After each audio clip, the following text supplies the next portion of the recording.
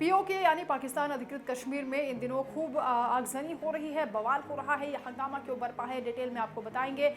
नमस्कार, आप देख रहे हैं इन खबर, आपके साथ में हूं वंदना स्रोही। पीओके जल रहा है, ये कहना गलत नहीं होगा क्योंकि इन दिनों पीओके में ज़बरदस्त हंगामा देखा जा रहा है। प्रदर्शनकारी वहां पर भड़के हुए हैं और ये प्रोटेस्ट इसलिए किया जा रहा है क्योंकि वहां भुखमरी है और मानवाधिकार का उल्लंघन किया जा रहा है। ये बात किसी और ने नहीं बल्कि पाकिस्तान के मानवाधिकार आयोग की ओर से कही जा रही है। उन्होंने भी इस बात को एक्सेप्ट किया है कि मानवाधिकार का उल्लंघन वहां पर हो रहा है क्योंकि जो बेसिक नीड है लोगों की वो भी उन तक मुहैया नहीं कराई जा रही। लंबे वक्त से वो लोग मांग कर रहे हैं कि उन्हें महंगाई से राहत दी जाए, उनके लिए ज़रूरी चीज़ें उपलब्ध कराई जाएं, लेकिन ऐसा नहीं हो पा रहा है।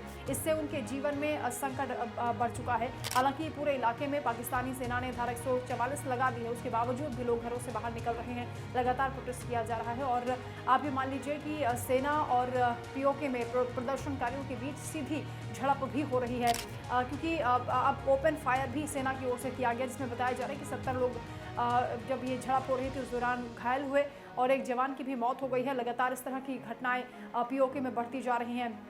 वहाँ के पीएम का भी ये कहना है कि हालात वाकई नाजुक हैं, लेकिन सरकार इसे प्रदर्शनकारियों की वहाँ की आवाम की कमज़ोरी ना समझे क्योंकि अगर उन्हें बेसिक चीज़ों की ज़रूरत है और वो चीज़ें उन्हें उपलब्ध नहीं हो पाएंगी और इतनी महंगाई लगातार बढ़ती जा रही है, ऐसे में लोगों के सामने बहुत बड़ा ये संकट मंडरा रहा है। सरकार से आवाज़ उठाना उनका अधिकार भी है और इसीलिए वो लगातार ये मांग कर रहे हैं कि महंगाई पर लगाम लगाई जाए या किसी भी तरह से लोगों की इस समस्या का समाधान किया जाए। आपको बता दें कि पाकिस्तान में खाने की एक रोटी के लिए भी 25 रुपये आपको पे करने पड़ेंगे और इसके अलावा 800 रुपये किलो वहाँ पर चावल 400 रुपये किलो और वहाँ पर आटा 800 रुपये किलो में मिल रहा है।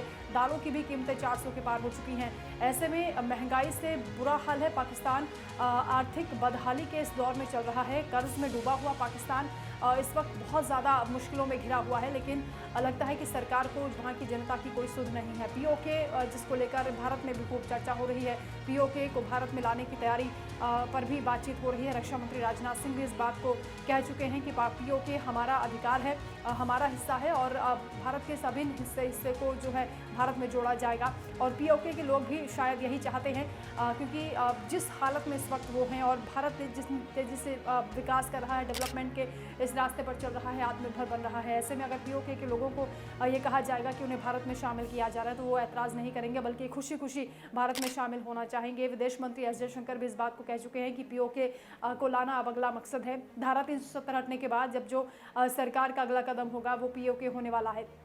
इसको लेकर भी पूरे देश में चर्चा हो रही है कि पीओके को बहुत जल्द भारत में जोड़ा जाएगा। हालांकि कई ऐसे नेता हैं जिन्होंने विवादित बयान भी दिए हैं। उनका ये कहना है कि पाकिस्तान ने चूड़ियां नहीं पहनी है। फारूक अब्दुल्ला ने कहा, मणिशंकर अय्यर कहते हैं कि उनके पास परमाणु बम है, उनसे डर कर रहिए, उनकी इज्जत करिए।